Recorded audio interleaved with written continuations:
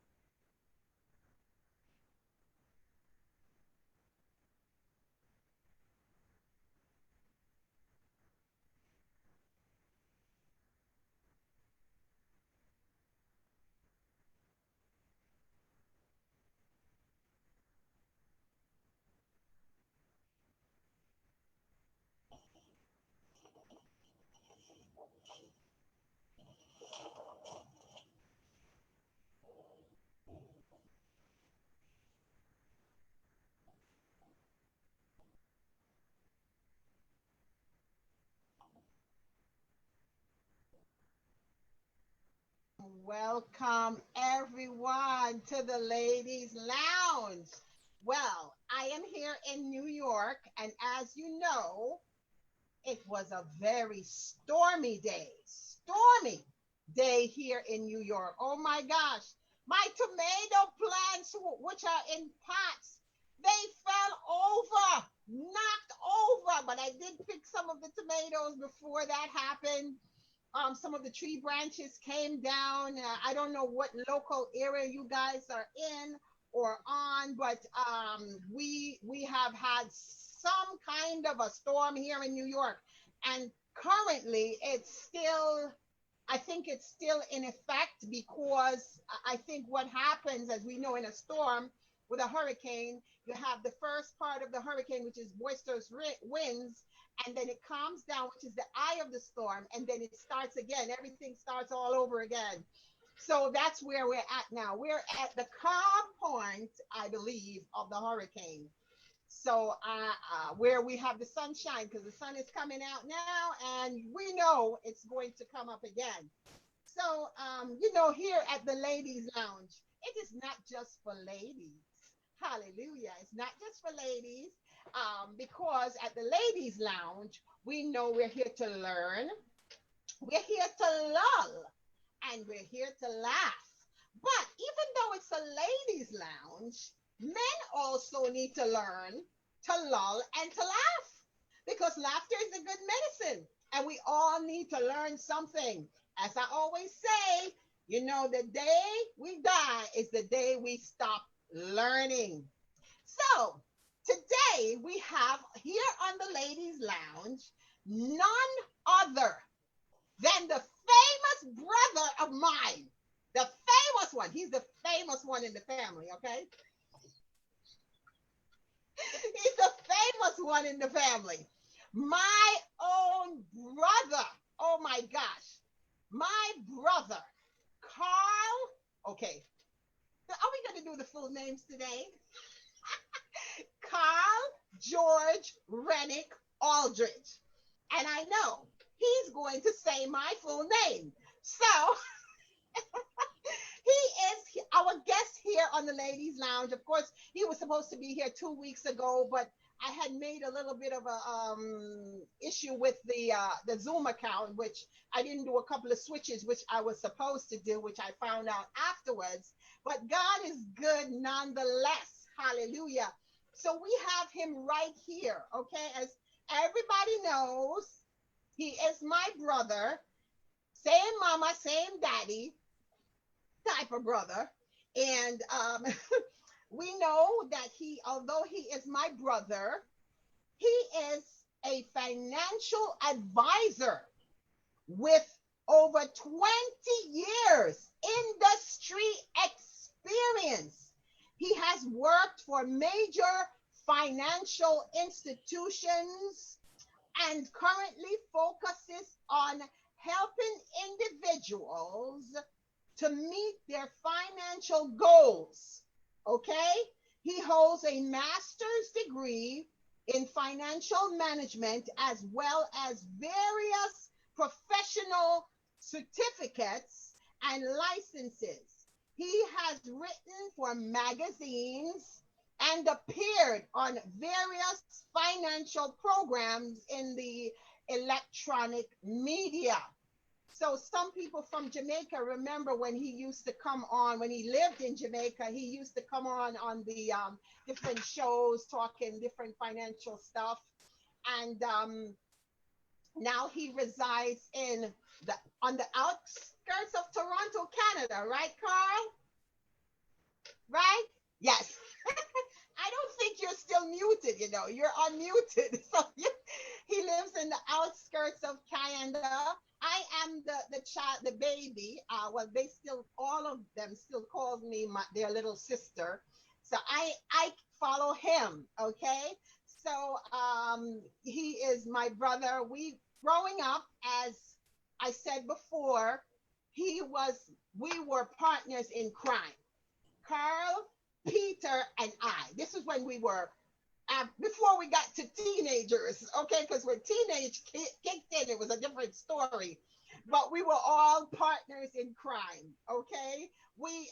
They taught me, my brothers, they taught Carl and Peter, they both taught me how to climb trees, climb on the roof of the house. We climbed on the house, did everything that they did. Only thing, my mother wouldn't let me ride a bicycle when they got a bicycle because she didn't think that was girly enough for me. So I didn't learn how to ride a bicycle because I was the girl.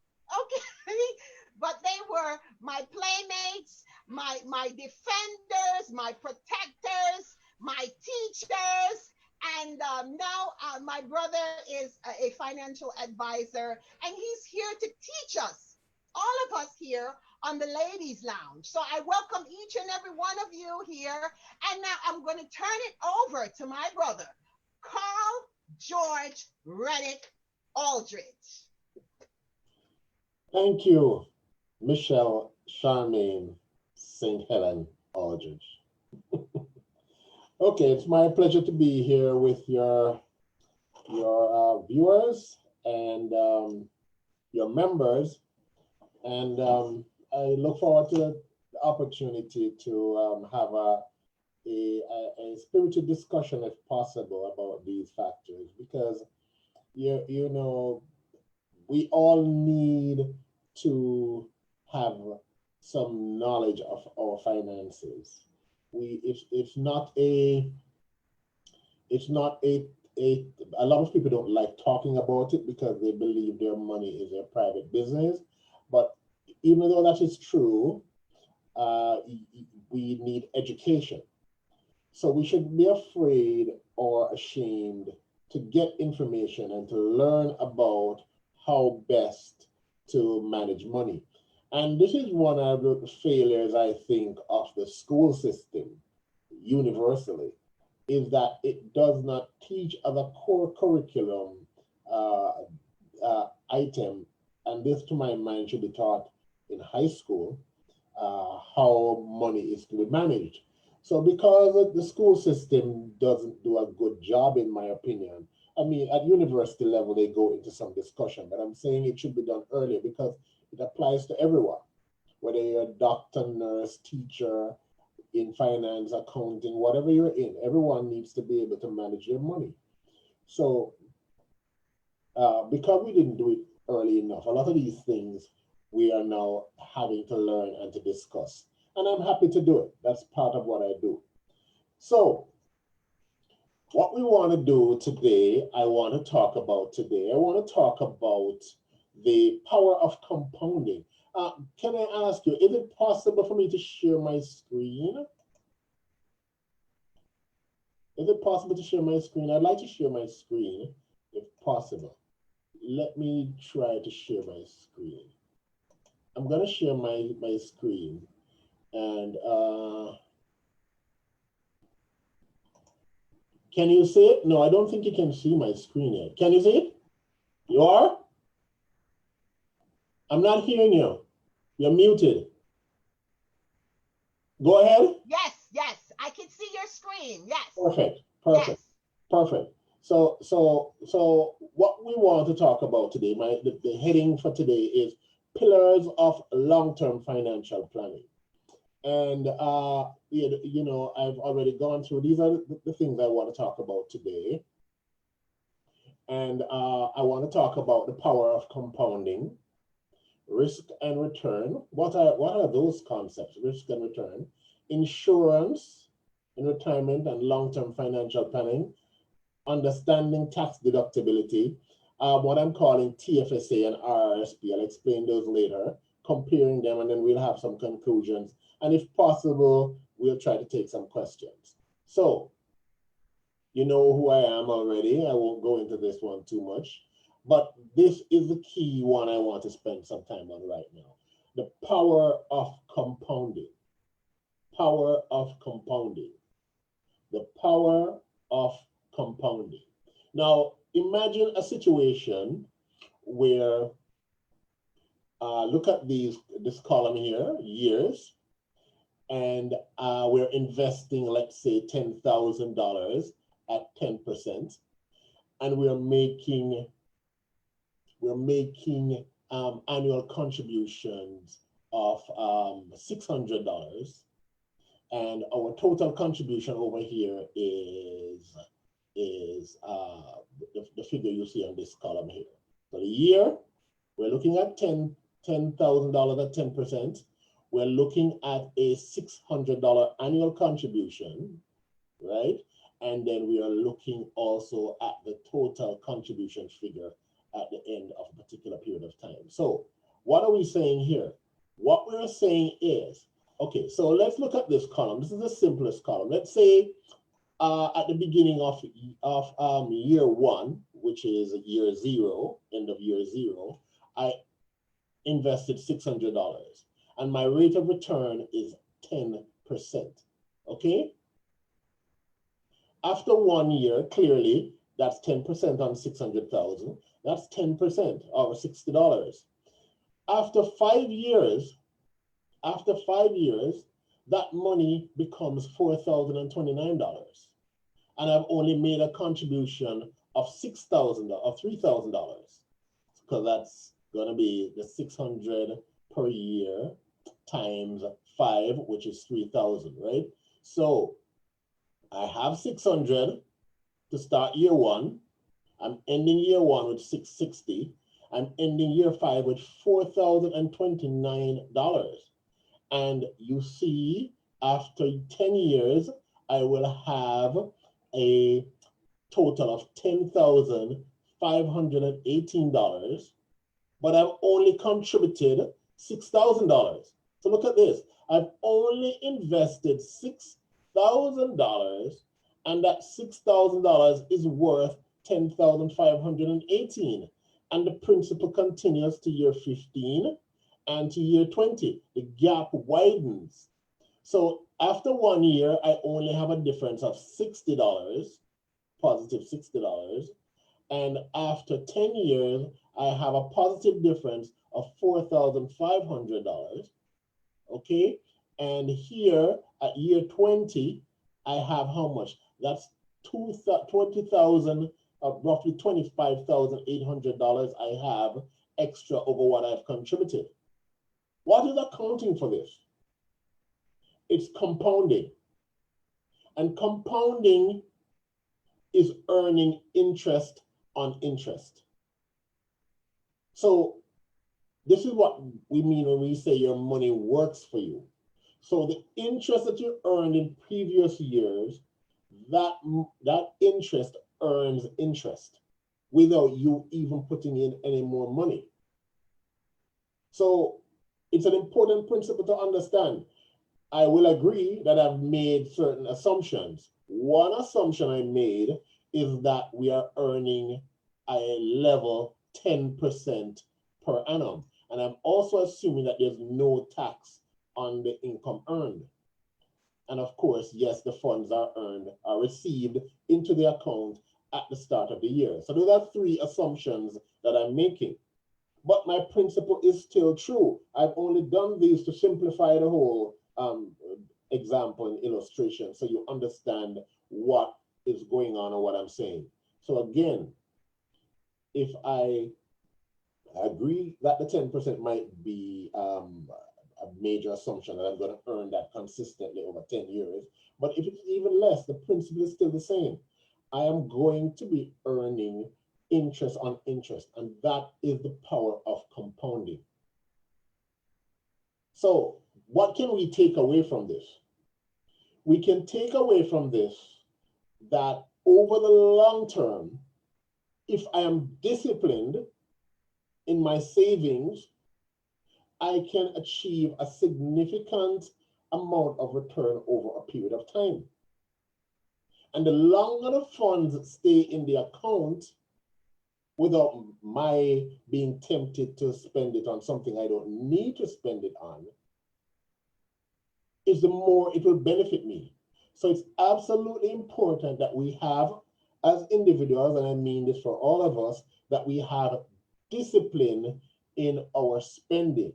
We set a budget, and whatever amount we can contribute and save, we contribute and save that amount consistently. Also, it's important for us to have an objective. Why are we saving this money? Typical reasons why people save money: buy a house, save for retirement, save for children's education, save for a big ticket purchase such as a car or some consumer durable such as a refrigerator or anything that you don't normally, it's not every day that you buy it. So the key point is you have an objective.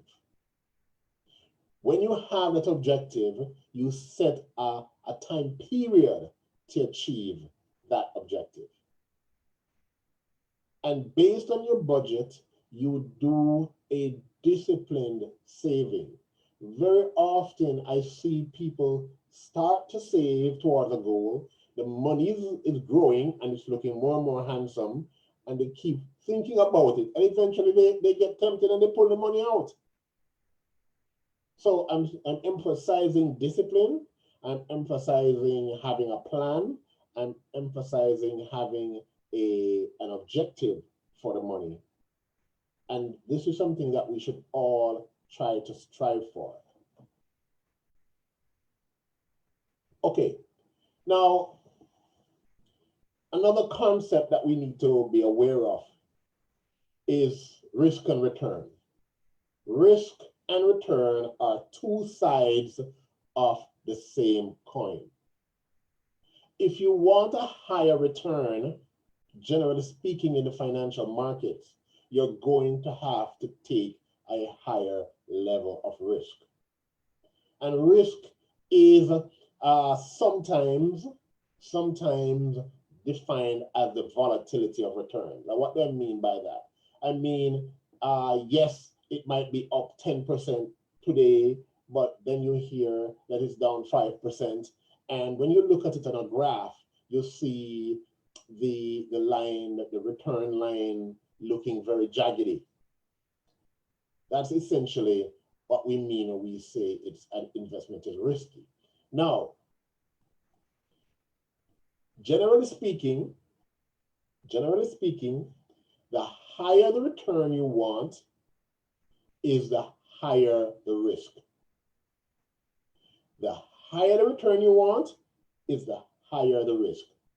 Now, if you look at the table I have here, I have on the left different what we call asset classes. And asset classes are groups of assets which move in similar ways, or they are affected similarly by the same factors. So at the top, I have jewelry, art, gold, I have stocks, I have mutual funds, I have bonds, I have real estate, I have GICs, which are guaranteed in investment contracts, and have your bank account. Now, your bank account has very low risk because generally the banks are large, they have sometimes government backing, and they are very heavily regulated. So their risk tends to be low. But so is the return on your bank account. Very low. The GICs also have low returns. I have a client who was saving for her retirement. And she was saving for her retirement, and she had her funds with a major bank. I'm not going to mention the name of the bank. And I asked her to let me see the statement. When I looked at the statement, she was earning about 1.7%, if my memory recalls correctly. 1.7% on a retirement account. That's lower than the inflation rate. Lower than the inflation rate she was earning on her retirement account with the bank in an instrument similar to the GICs. Now, real estate is medium risk and medium return over time. You might get a huge spike or it might decline, but generally speaking, what we're saying is that the risk and return for real estate is medium. Mutual funds, depending on the mutual fund, not all mutual funds are high risk or high return. But generally speaking, when you're looking at mutual funds that are invested significantly in the stock market, you will find that the return is high and the risk is also high. Stocks, the returns are very high and the risk is also very high. Because one of the things about stocks, and a lot of clients ask me about stocks. What about stocks? The thing about stocks, these are what you see on the Dow Jones and these other recognized stock exchanges, and you hear the media covering it and so the market is up X percentage or down X percentage. The problem with stocks relative to mutual funds is that they have what we call company specific risk. And what we mean by company specific risk is that the idiosyncrasies, the issues in that firm. Let's say this company is doing pretty well, but there's a major scandal, some fraud is happening there, and it makes the news. That issue can significantly affect the stock. With mutual funds, the difference is that mutual funds might actually invest in the same stock, the same company. But even though they're invested in the same company, they've invested in many other companies. So the effect of that single company on the overall return of that mutual fund is fairly low. And of course, jewelry, art, gold, these, they're subject to a number of different factors. And some of them are related to the individual issues. Art, for example, who was the painter? They can be stolen. They get stolen pretty often. So there are risk issues around these. So the general principle I want you to see is that there is a spectrum. There is a spectrum on which each of these asset classes lie. And since they lie on these different different points on this risk return spectrum, for you need as an individual, and this is why advisors always do an investor profile to see where you fit in. What are you comfortable with? What's your age? Age can help to determine your risk tolerance. So the younger you are, is the more risk tolerant you are because you have more time to recover. The closer you get to retirement is the less risk tolerant you tend to be. And as we go along this particular spectrum, we don't have to necessarily focus on any one area. You don't have to say, okay, look, I have to be my risk tolerance is medium, so I'll just be in bonds or real estate. Not necessarily. What you can do is have a mixture of low, medium, and high, or even very high securities in your portfolio that over time will reduce your portfolio risk. So we're not looking at any one asset or any one asset class. We're saying that overall, if you have a portfolio that's properly combined, that's properly constructed, you can reduce your risk and still maintain a high level of return. Okay, so next topic, insurance. A lot of people don't seem to like insurance. I wouldn't say a lot of people, some people. But what we need to understand about insurance is a way to transfer your risk. That's what it's about. So let's say, for example, I have young children, and these young children are, let's say, 5 years old and 4 or 6 or whatever the age is. And I expect that they will be dependent on me until they reach, let's say, age 20.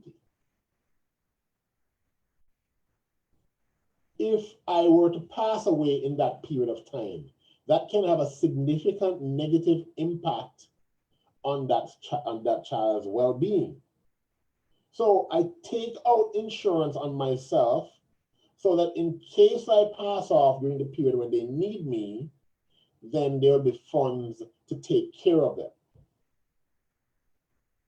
And that, remember, I'm actually transferring the risk of the loss of income from my family. I'm transferring it from myself to the insurer, because the insurer will have to pay out in the case of my demise. Now,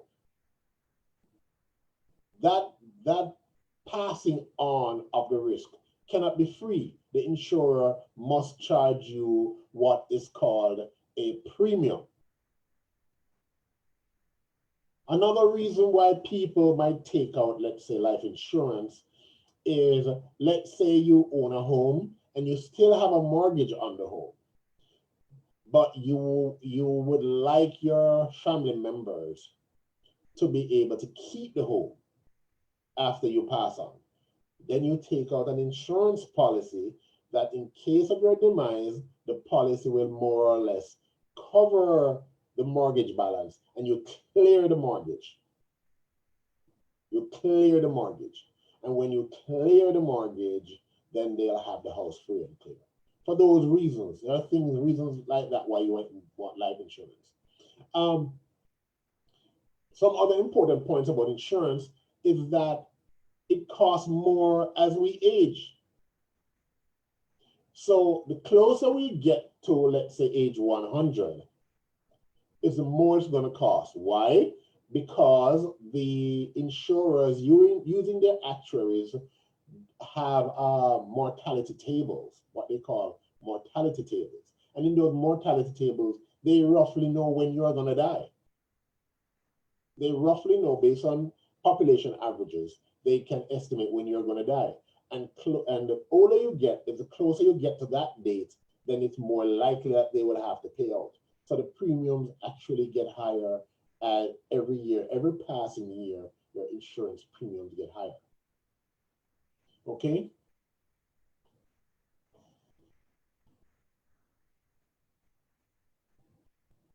All right. Now, I said that earlier I mentioned this thing about RRSP and TFSA. These are just acronyms that I don't think are necessarily important for you to know what they mean. But for the RRSP, it's what is called tax deductible. And the TFSA is what we'll call tax free. So I'm going to explain them. Let's say we have two people, two clients. One's name is Adam, the other one's name is David. Both of them have an income of 100,000, just for simplicity's sake. Both of them, for the RRSP, there's a contribution limit, meaning, okay, so how it works is this. For the RRSP, there is a, when you make a contribution to it, it actually reduces your taxable income. And that's what you're seeing here in row 3. So the taxable income is lower for someone in a tax deductible plan. That's what we mean by tax deductibility. So he contributes, let's say, $18,000, and that leaves him with $82,000. For tax purposes, he's only earning $82,000. With the TFSA, it's tax-free, but it does not provide tax deductibility. So the taxable income for David remains $100,000. Now, let's assume that they both have the same tax rate of 25%, just for illustration purposes. I know it's a simplified case, but I'm just trying to illustrate a specific point. So the tax rate is 25 for both of them. But because the taxable income for Adam is 82,000, 25% of 82,000 is just 20,500. While for David, it's the full 25,000.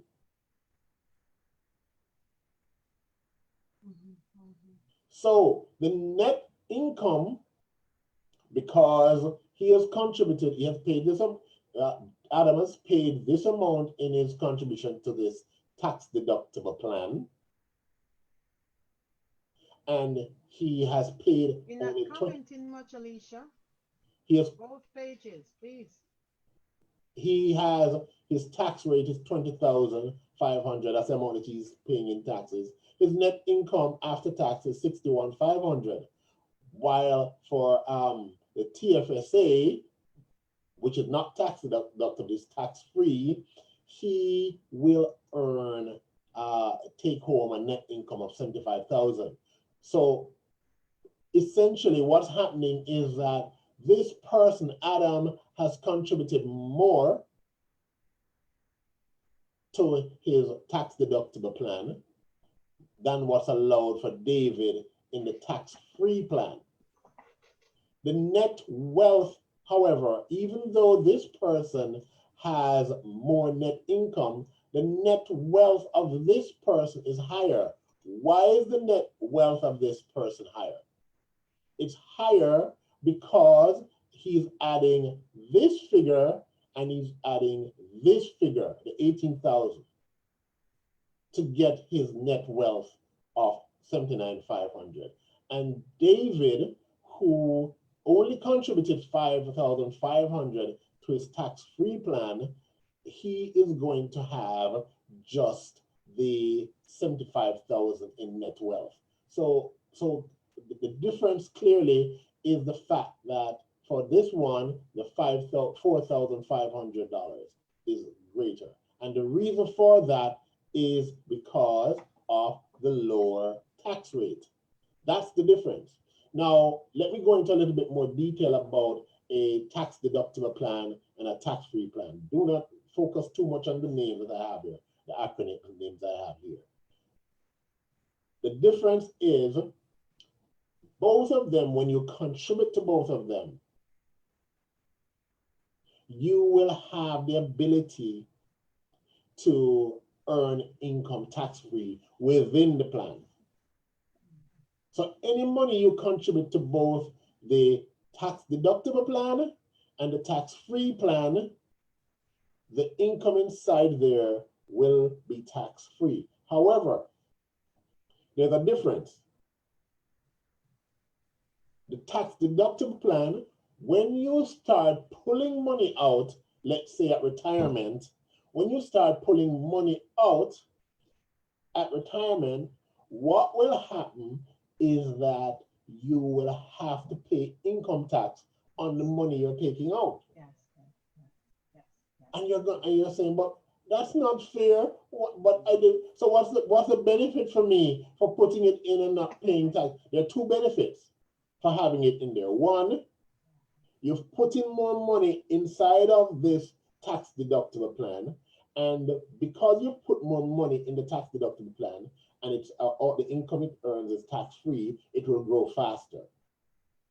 The next benefit is that the idea is that you put these plans are designed for people to save towards their retirement. The benefit is that when you pull the money out at retirement, your tax rate is actually lower. So yes, Adam have a tax rate now, income tax rate of $25, 25% rather. He have a tax rate of 25% now, yes. But when he retires and he's pulling on this money, his tax rate could be down to like 15%. Okay? On the tax-free plan over here for David, he did not get any tax deductibility here in this row. He didn't get that.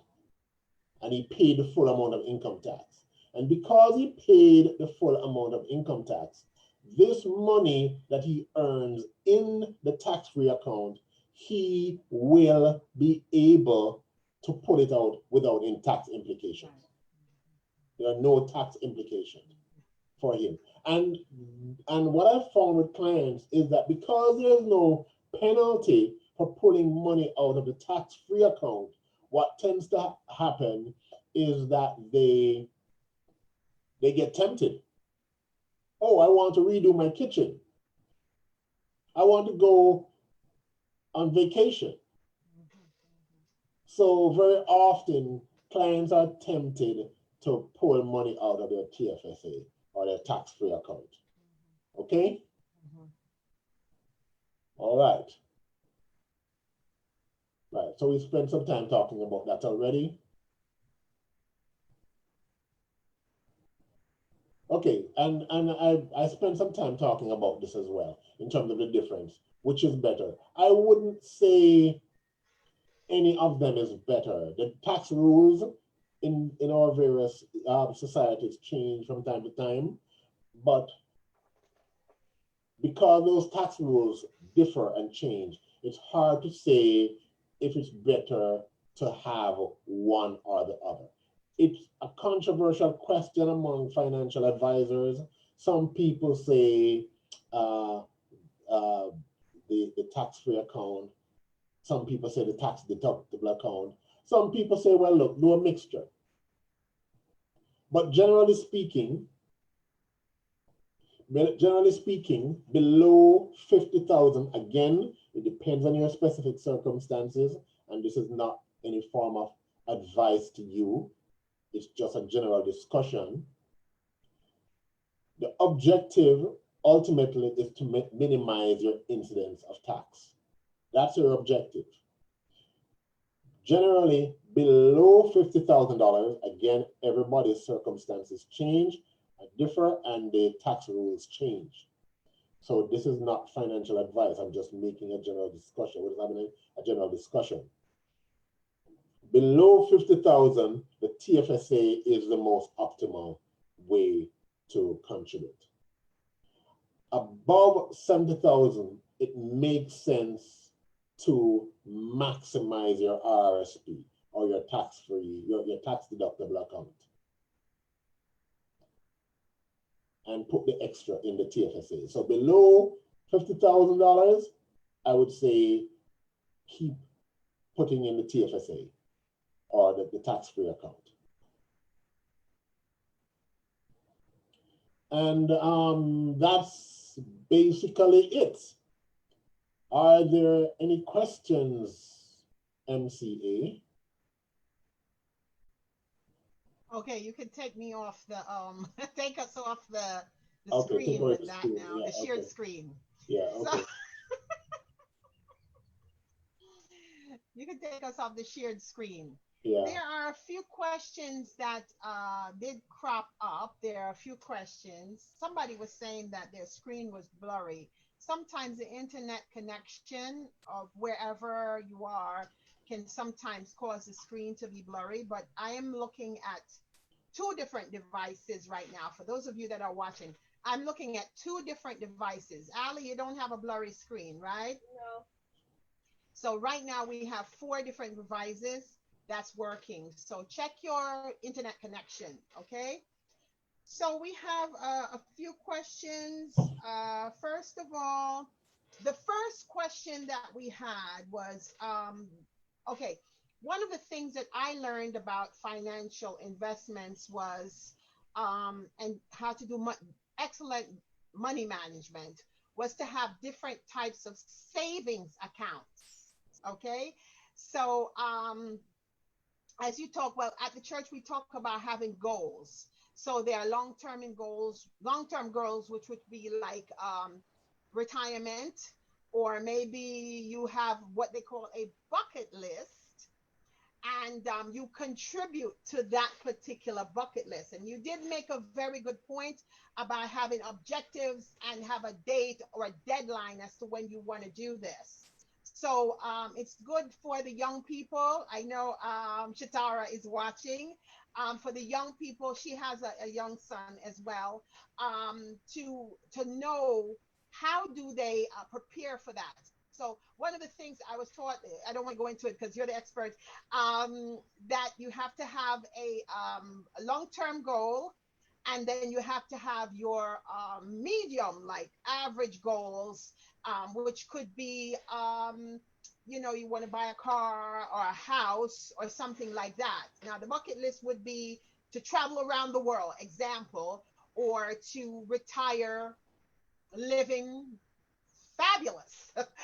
And the short-term goals, which would be like your vacations, your you said you want to buy a Louis Vuitton, special Louis Vuitton or Christian Louis Vuitton shoes, which I don't buy, but all these things that you may want to do. These are short-term purchases, and that you'd have that in your short-term savings, or your emergency fund, which would be another one, like you have a vehicle and you may need go two weeks down, or 2 months, or a year down, 2 years, you run into a situation where you have to buy new tires. So you're supposed to have money set aside for emergency fund, okay? Or say somebody, God forbid, pass away or something, you go into that emergency fund. So that's one of the things that I learned. But in the midst, which we're having questions now concerning this COVID thing, in the midst of this COVID challenge that we are dealing with, we know you're in Canada, but we're dealing with this on an international basis.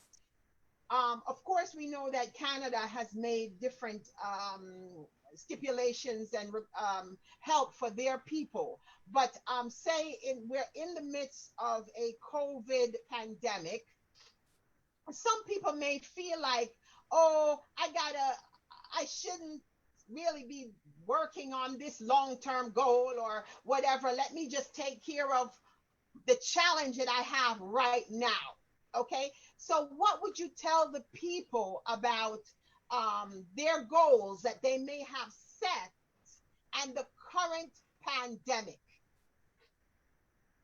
Yes, that's a good question. The pandemic has changed many things.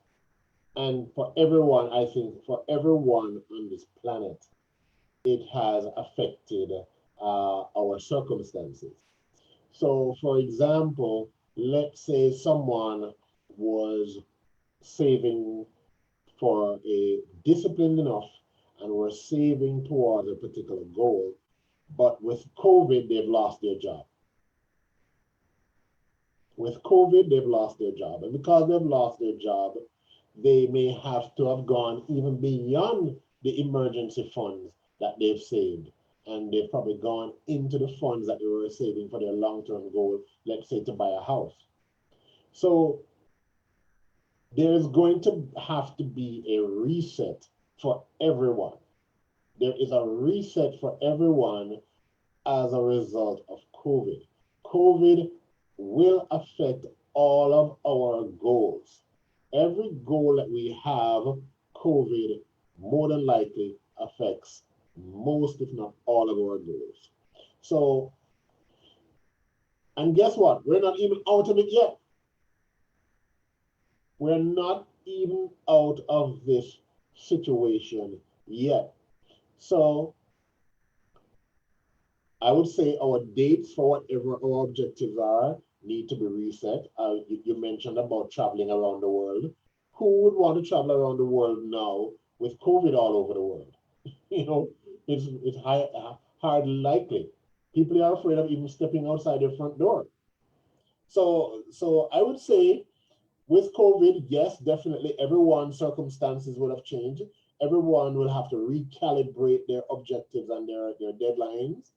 And we have to just keep adjusting at this point and keep watching the situation because we are still not out of it. We're also hearing about a second wave that's coming.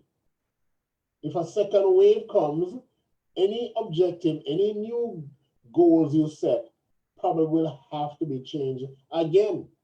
So at this point, I would say we're in a state of flux. I would say what we need to do is keep monitoring the situation and try to live within as tight a budget as possible. Also, our income earning opportunities may have changed. So we might have lost our job and we have not gotten it back, or we have not gotten back full hours as yet. We may have to try to find ways to earn income from home. So it's a very serious situation at this stage.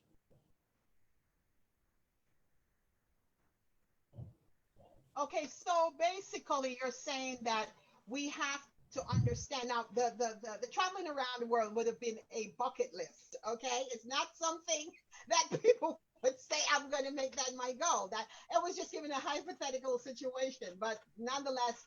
So you're saying with this current situation with the COVID, we really do need to have a kind of steady ourselves pretty much and then do a reset of our financial goals after this entire thing is over, but still use wisdom with our spending, right?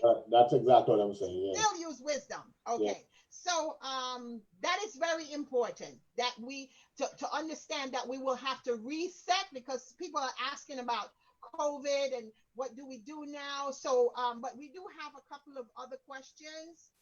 The first question I have here is from Shatara. She wants to know, I'm going to read it exactly as she said it, if stocks that have some brought has broken maybe brought some kind of interest or help, if it has brought some interest and it has fallen since COVID-19, but prior to COVID, it had a very high return. Should the stockholder keep the stock or sell it?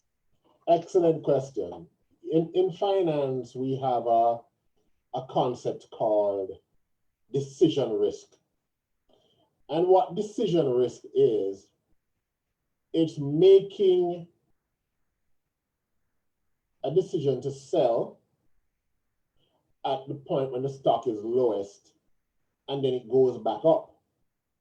So we are not concerned with the past per se. The only way we are concerned with the past performance of companies is to the extent that it will help us to understand what might happen in the future. Because the stock price that you're looking at today has built in all available information in it. And that available information is already there. So the question then becomes, okay, my price is low now. What is the prospect for this company going forward?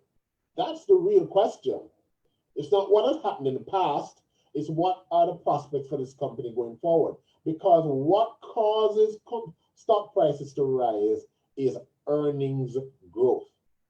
Notice I didn't say high profits or big profits. I said earnings growth.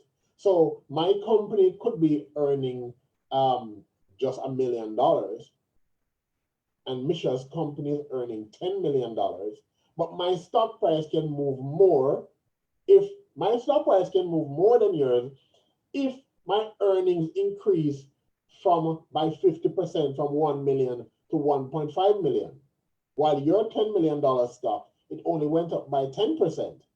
You see what I'm saying? So the focus should be on earnings growth. So the question is, the company that I'm invested in now that fell as a result of COVID, the question is for the investment horizon that I'm thinking about. Let's say I need this money in the next 5 years for whatever reason, and I expect that within the next 5 years it's going to recover, I would keep it.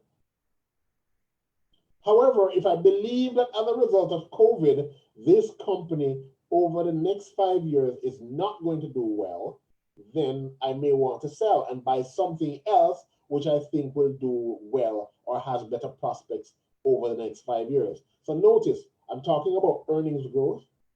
I'm saying discount the past because the past is already in the price.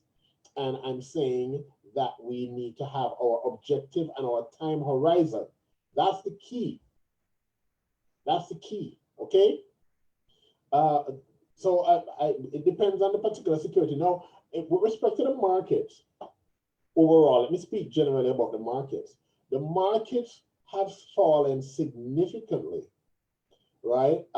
Especially around March, April, they did drop significantly, but they've largely recovered already. They've largely recovered. Now, that doesn't say that there can't be another downturn as a result of the second wave, but at this point, it has recovered. The point I'm trying to make to you from this recovery is that if somebody had sold right at the bottom, their price has probably gone back up and they've lost their money. They've just kept it there, realizing that their time horizon has not come yet, then they're fine.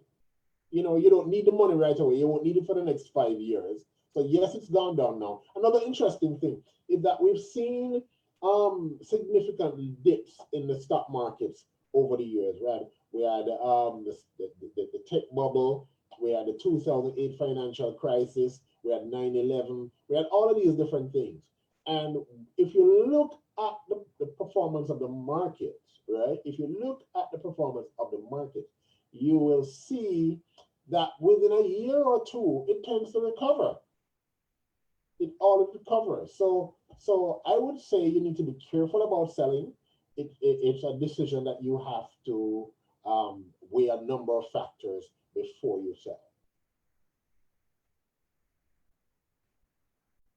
So we have another question also from Philip. Okay. Brother Philip would like to know, where should you have your money? Oh, where should you have your money when you retire? Where should you have your money when you retire? I'm not so sure I understand what he's saying. If he's saying what I should be invested in at the time I retire, conventional wisdom says, and financial theory says, look, as you get closer to your retirement age or your, I'll call it target date, as you get towards that date, let's say you're going to retire at age 65 in 5 years, as you get closer to that date, you want to slowly unwind your high risk position.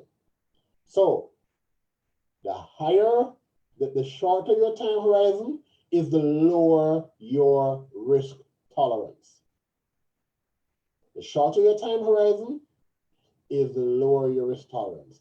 And that's why young people have a higher risk tolerance than older people, because their time horizon is much greater, right? They have more time to recover from making a mistake, or for the investment to have gone down. They can recover. But as you get older or get closer to the date when you're going to need the funds, you should be in more and more liquid investments. So, Okay, I believe that Philip is actually, from what I know, he is actually already retired. So oh, I guess he wants to know, what does he do with his money now that he has retired? I see. Um, Oh, that's the question. What should he's retired, and what should a retiree be doing with their money at this yes. time? Okay, so there are a couple of things that the retiree has to take into consideration. One is current income. He needs this pension money to survive in retirement. He needs the income, right? The other thing, though, is that as life expectancy of people continue to increase, he needs to protect what he has from inflation. So let's say he's 65, and let's say he has 20 years life expectancy left. The real value of his pension income could actually be going down as prices go up. So, and the third factor is, does he want to leave something for his beneficiaries? So we're looking at three things. We're looking at income, current income, need for current income. We're looking again about protecting current income from inflation. And we're also saying, okay, is there a consideration for beneficiaries? All of those issues will help to influence his decision. I can't advise him on exactly what he should do, but I'm just saying that those are general principles that he should follow. He's looking to protect it from his current income from inflation, and he may want to consider leaving something for his beneficiaries. So with all of those factors in mind, I would say he needs to speak to an advisor about how best to achieve those objectives. Yes, yes, yes. I wanted someone wanted to know about investing in gasoline suppliers like Exxon or whatever. I don't know. They were asking about gas suppliers. But I think that just as you said before, it's not something that it's not a stock that you should necessarily dump right now because it will go back up over time. Mhm. So I think that that's what one of the questions was. And then someone else asked about, I'm trying to see. Yeah, so she was asking the same thing about not dumping the stock necessarily.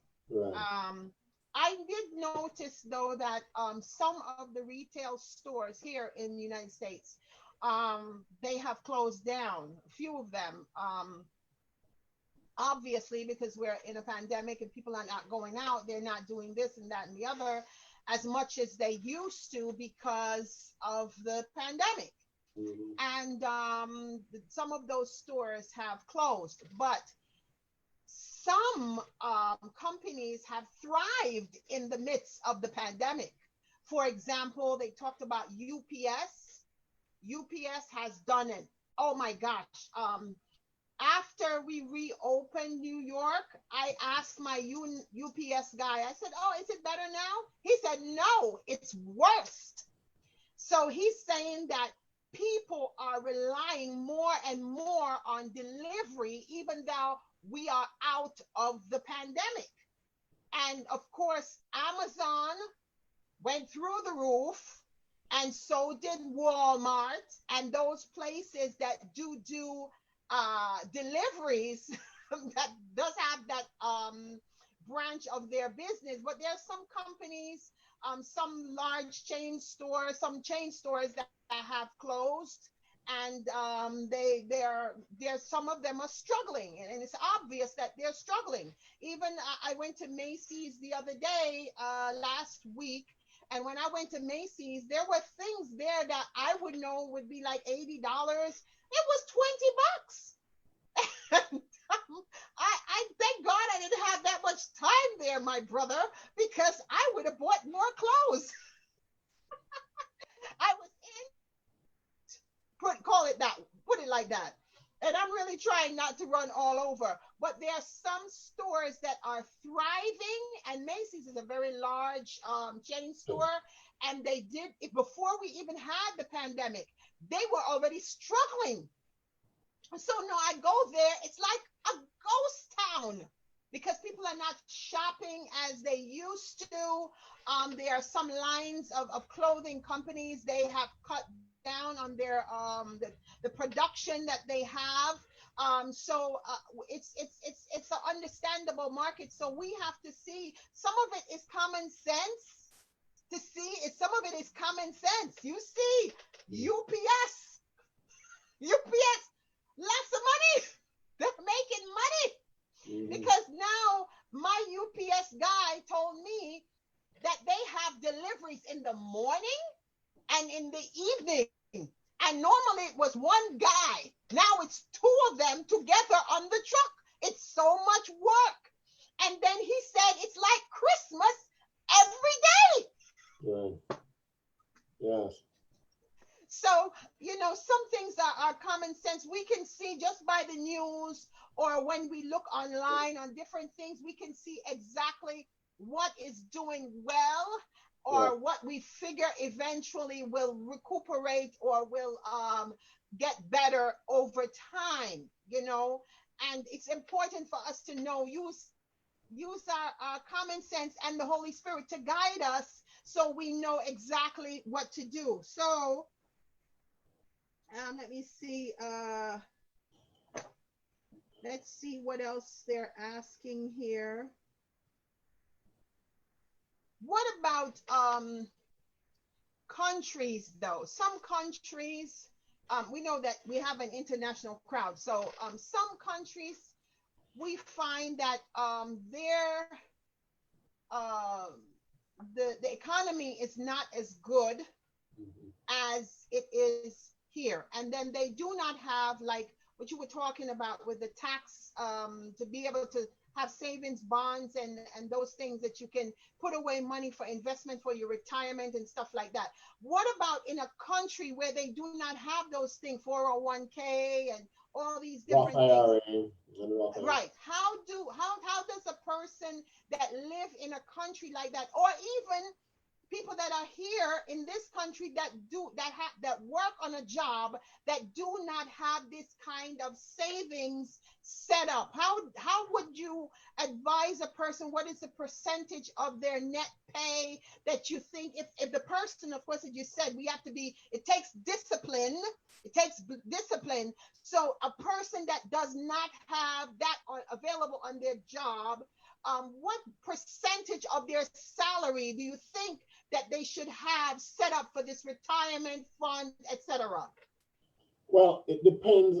That's a difficult question to answer because it depends on how old a person is. It depends on how much they have saved already, and what their budget is, But I would say at least 10%. At least 10% should Hmm. be going towards retirement, Right, in right. my opinion. So a person, because there are a lot of people that I know are watching and that do come to exactly to example to our church that don't have a job to say, well, they're going to give them a some of them don't even pay taxes, but some of them do pay taxes that but still, how do they deal with their salary? Say they make $200 a week. Basically, that's not a lot of money, but I'm just saying, basically, say they make $200 a week net pay. So that would be like $20 a week they should have set up for their long-term savings, Right, correct? right. And then for, well, they really can't. I remember I went to a financial class one day, and the gentleman said, he said that if you cannot pay, you don't have $1,000 in your savings account, you can't afford cable. So you should not be paying Dish Network or Verizon or whoever if you don't have $1,000 in your account. Yeah. So sometimes, as you said about budgeting, there are things that we are spending on. Remember, Verizon, um, Dish Network, all these companies, AT&T, Sprint, all these people are billionaire companies. So your little $50 a month or your little or $90 a month you're giving them is making them richer, but you in essence is getting poorer. Right. So, so we have to know also how to explore other means and other ways of budgeting so that we're not making the rich people richer and we staying poor. Okay? Because they are people, the rich people always have a way of quoting this scripture, or the poor will have with us always. But we don't want to be poor all the time because God doesn't want us to be poor. Okay? He wants us to have a life and an abundant life. Anyway, let me see if I have any questions before I let you close. One thing I want to say on that, what you just mentioned a while ago, is what we need to see, and the way I try to explain this to clients is, think of it this way. You owe yourself at retirement. You owe that person. You owe that person at age 65 some money. You owe them money. That person at age 65, you owe them money. And you don't have the money right now to pay them. So you need to be saving towards paying that debt.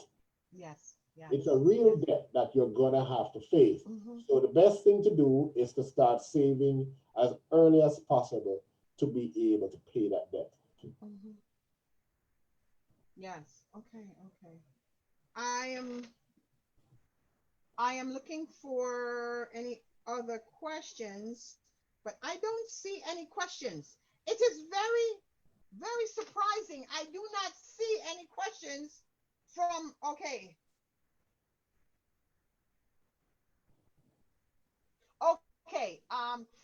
Okay. Someone wants to know about what is best to invest in, but he's not going to tell you what to invest in because he is a financial advisor in Canada.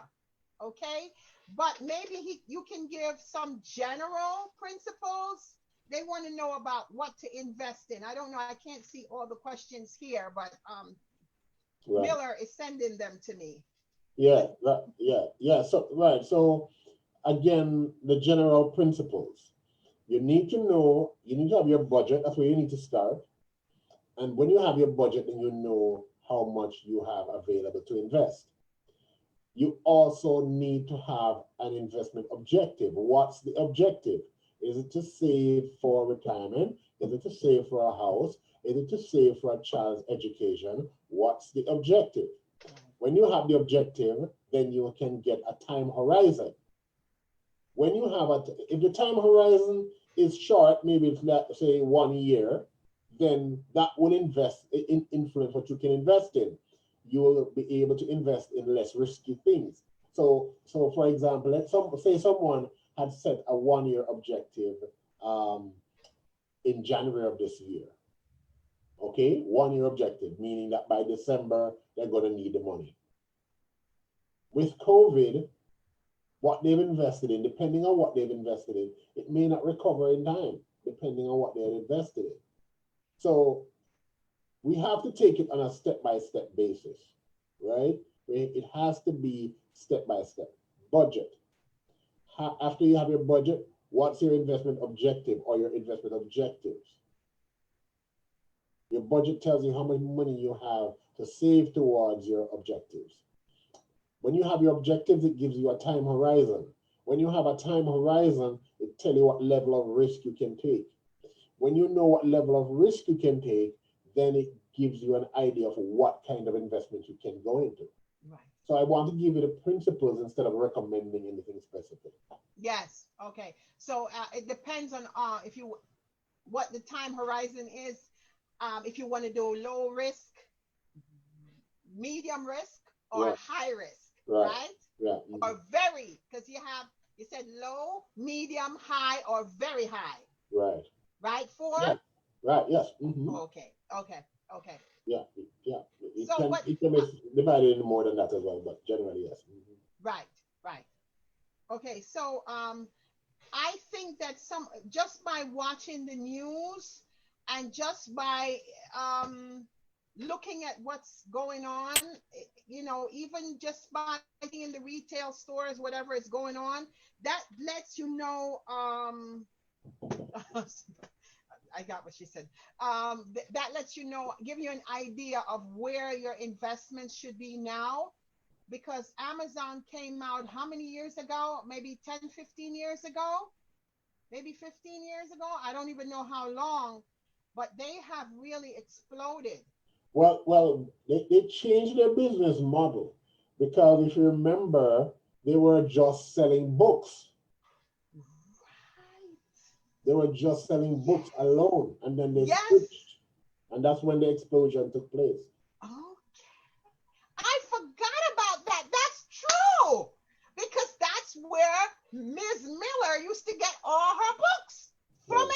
Amazon. They're probably still Yes. doing books. I'm sure they're still doing books, but that was where they started. And then they changed their business model. Hmm. So Yeah, they shifted. So right. same thing with us. Sometimes we gotta shift too. Yeah, We gotta shift. yeah. Right. They saw an Okay. opportunity and they took it. Okay. Someone mentioned about investing in jewelry. Okay. I have my reservations about investing in jewelry because of the fact that the value of the jewelry can go, the gold value can go down, and even for example a diamond ring. You have a diamond ring, and the diamond ring loses value. Well, of course, I've never had a diamond ring, but I'm just saying it loses value even for the insurance. So, what do you have to say concerning investing in jewelry? Because this is something that Right. So I someone right. So has invested. I've really given you five categories of asset Right, classes. I said very low, low, medium, high, very high. right, And the very high return also comes with very high risk. So what I'm saying is that there's a direct correlation between risk and return. The more right, return you want, the more risk. What are the and jewelry was in the very high category. right, right, So what is a very high risk? It can be stolen, and it can also the other interesting thing is that it's not standardized. So you might think you're buying a diamond ring, and you're not really buying a diamond. For example, it's not standardized. Sometimes the gold doesn't have the same percentage of gold. So you might be, yes, it could be gold plated. It feels heavy, and it's just steel underneath, and they just plated it in gold because it's not standardized. So that's right, part of the risk. That's part right, of the risk. right, Are you, if you're willing to take the risk and you have the appetite for the risk, well, why not? If you have the appetite for that level of risk, but you need to be very careful with these particular investments, in my opinion. And another interesting thing about gold, two things are important about gold. A lot of companies and countries store value in the US dollar because it's an international reserve currency.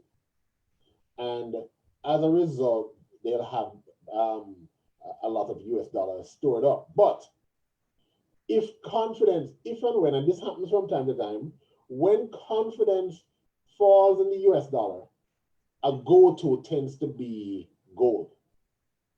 So very often you'll see, there are other factors, but very often you might see the US dollar, when the US dollar falls, gold prices go up, or vice versa.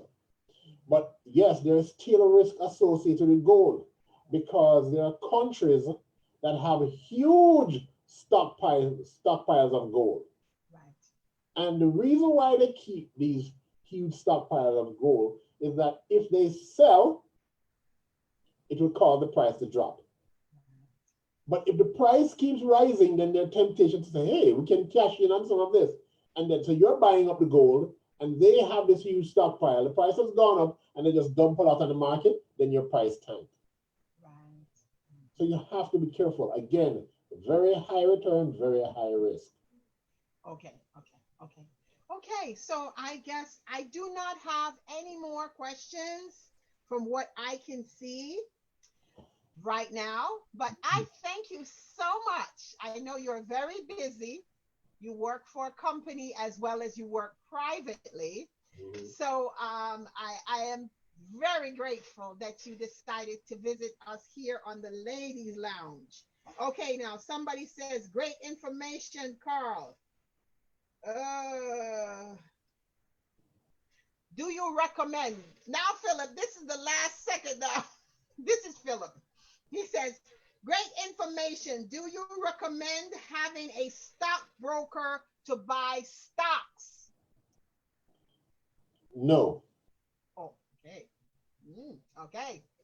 no, because there's so much information available online, and you can set up your own trading account and buy the stocks yourself. Okay. Hmm. Mm. Very interesting. I don't need a stockbroker to buy stocks. No. So I got to learn for myself. Get my own little, go online, check things out for myself, do my own personal research, right? Yes, because Now, the if I'm information is invested available. a million, now say I had $1 million to invest, Mhm. do I need a stockbroker? I would say it depends. In a case like that, where let's say you have a significant amount of money, you don't necessarily have the time to go and research and find specific stocks. I would say it depends. For in a situation like that where you have a lot of money, don't have the time, it may make sense. I would still recommend strongly that when people are looking to buy stocks, that they do as much research as possible, because the broker might be recommending something that's not appropriate for you, because a stockbroker is not a financial planner, right? The stockbroker Okay. is not a financial planner. He's not looking at your entire portfolio, and he's not looking at your objectives and your time horizons, your risk tolerance. He's not looking at that, right? You're just going to him and saying, okay, where can I put this money? And he'll give you a bunch of stocks, and it might not be appropriate for you. Okay, so the financial advisor looks at your goals, your Yes, entire profile, but the exactly. stockbroker is just using your money to do his thing, whatever No, he he thinks no, is right for you. he's buying stocks for you. Even stocks that you ask him to buy, he can buy. But I'm Mm, saying he's not looking at your overall portfolio right, right, to right. see if how it fits into your long-term objectives and what you already have. Okay, okay, okay, okay, okay. Excellent, excellent, excellent. Okay, so I am just grateful to the Lord today for you joining us here today on the Ladies Lounge, my brother Carl Aldridge. Listen, we may have you come back again, all right? Because there may be more questions, things that people want to know. I see that there were questions coming in, but as of right now, I have to close the questions off because you are busy, and we are now at 4:20. Right? So Wow. we've been on for over an hour here Yeah. on the Ladies Lounge, and I'm just grateful to God for you. I thank God for you, and I pray that God will return everything that you gave out today on the Ladies Lounge. I thank God that all of you joined us here today, and I'm just praying that you will learn something. Please rewatch. Please rewatch. If you want to get any information, he put up the graph so you can have a look at that. And if you have any questions that you want me to ask him privately, no problem. You can send them to me. Okay? Thank you so much for joining us here at the Ladies Lounge. We'll Okay. be back Friday at 7 p.m. here at the Sanctuary Praise and Worship Center for our prayer and the word. And I'll just give God praise for you, my brother. The Ladies Lounge. We learned today. We loved, yes, and we laughed. Thank God for you. Come again soon. See you Okay. next Tuesday here on the Ladies Lounge.